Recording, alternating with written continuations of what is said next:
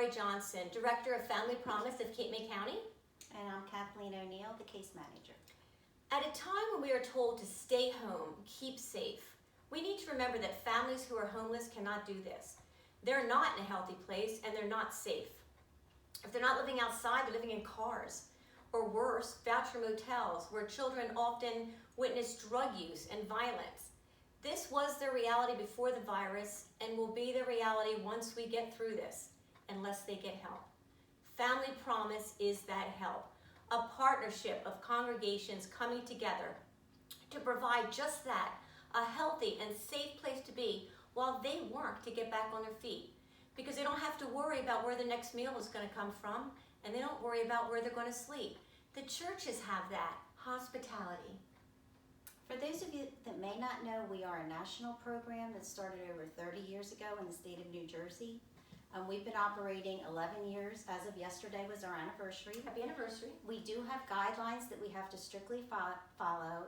Families have to have children with them in order to be in our program under the age of 18. They have to be substance-free, working families with no criminal backgrounds.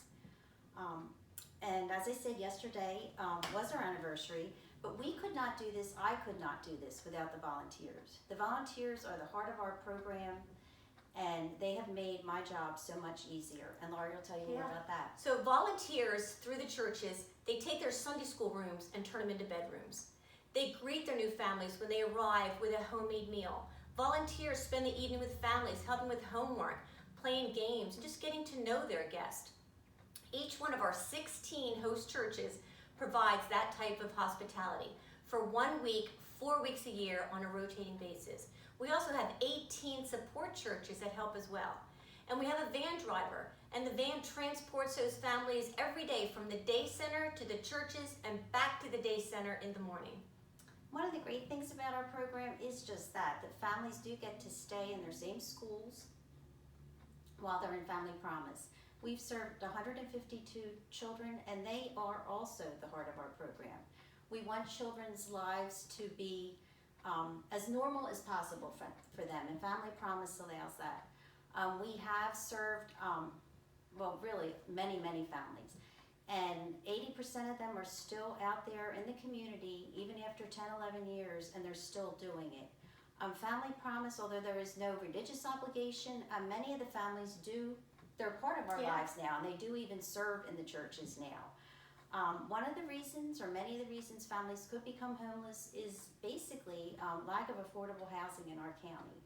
As of 2019, we were the 6th in the country with hard to economics, hard to live in a county where there isn't a lot of affordable housing and year-round jobs.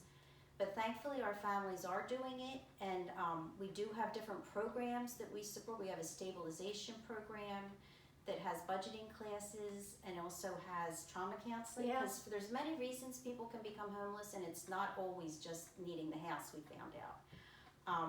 Currently families are struggling due to the virus.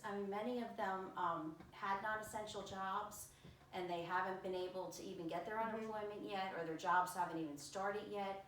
So we just are grateful for the community and all the community has done over the past 11 years.